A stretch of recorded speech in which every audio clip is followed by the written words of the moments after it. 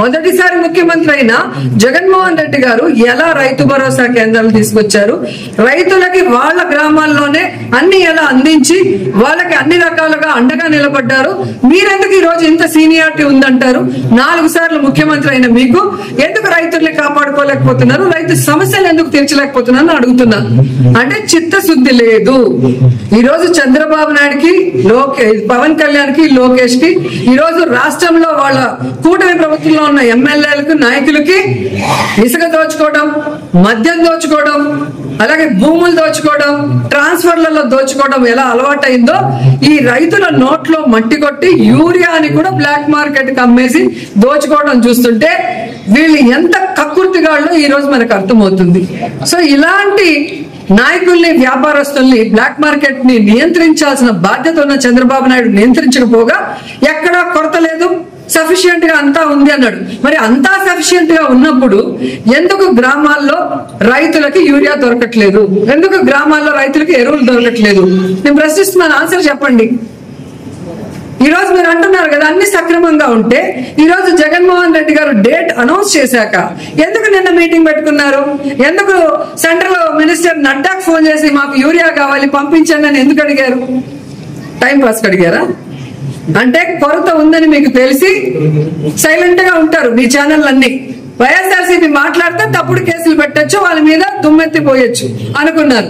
కానీ రైతులు కూడా రోడ్డెక్కి ఈ రోజు అన్ని రకాల ఉల్లి రైతులు గాని, మిర్చి రైతులు గాని, పొగాకు రైతులు గాని, మామిడి రైతులు మీ మీద ఎంత నిరసన వ్యక్తం చేస్తున్నారో మీరు గమనించారు. దానికి అండగా ఈ రోజు వైఎస్ఆర్సీపీ నిలబడగానే మీరు దిగొచ్చి ఈ రోజు కేంద్రంతో మాట్లాడుతున్నారే. మరి ఈ రోజు అక్కడ మాదే ప్రభుత్వం, ఇక్కడ మాదే డబుల్ ఇంజిన్ ప్రభుత్వం అన్నారే. మేము లేకపోతే మోడీ లేడు, మా మీద ఆధారపడి ఉన్నాడు అన్నారు కదా. మరి ఎందుకు మన రాష్ట్రానికి కావాల్సిన ఏ బెనిఫిట్స్ మీరు తేలేకపోతున్నారు? ఈ రోజు యూరియాని కూడా మరి రైతులకు కావాల్సినంత ఎందుకు తీసుకురాలేకపోతున్నారు? ఈరోజు ఫోన్లో మాట్లాడటం కాదు, అక్కడే మన కేంద్ర మంత్రులు ఉన్నారు కదా, గతంలో చేసిన వాళ్ళు ఉన్నారు. ఇప్పుడు అచ్చెన్నాయుడు వ్యవసాయ శాఖ మంత్రి అన్న కొడుకే ఉన్నాడు, రామ్మోహన్ నాయుడు.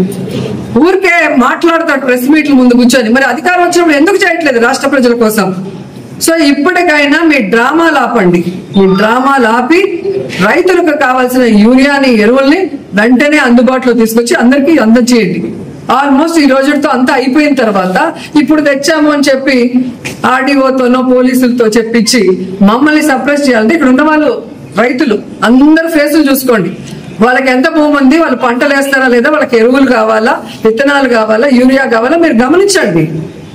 కాబట్టి వైఎస్ఆర్సీపీ వాళ్ళు అంటే ఏదో ఒక నింద వేద్దాం, ఏదో ఒక ఫేక్ కేసు పెడదామంటే ఎవ్వడు భయపడే పరిస్థితి లేదు. మేమందరం కూడా పోరాటాల పార్టీలో ఉన్నాం. దమ్మున్న నాయకుడు జగన్మోహన్ రెడ్డి గారి నాయకత్వంలో ముందుకెళ్తున్నాం. మేము ప్రతిపక్షంలో ఉన్నప్పుడు ప్రజలకు ఏం చేస్తామని చెప్పామో అధికారంలోకి వచ్చాక అవన్నీ కూడా చేశాం. అన్ని వర్గాల వారికి, విద్యార్థులకి, మహిళలకి, రైతులకి. ఈ రోజు అపోజిషన్ లో ప్రజలు కష్టపడితే సహించాం, వాళ్ళ కోసం ఎంత దూరమైనా పోరాడతాం, ఎన్ని కేసులు పెట్టినా కూడా పోరాడతాం. సో అది ముందు మీరు తెలుసుకొని సమస్యని పరిష్కరించే దిశగా మీరు ఆలోచించండి. సమస్యను వెంటనే పరిష్కరించండి, లేదంటే రైతులకు అండగా మేము ఎప్పుడు పోరాడుతూనే ఉంటాం.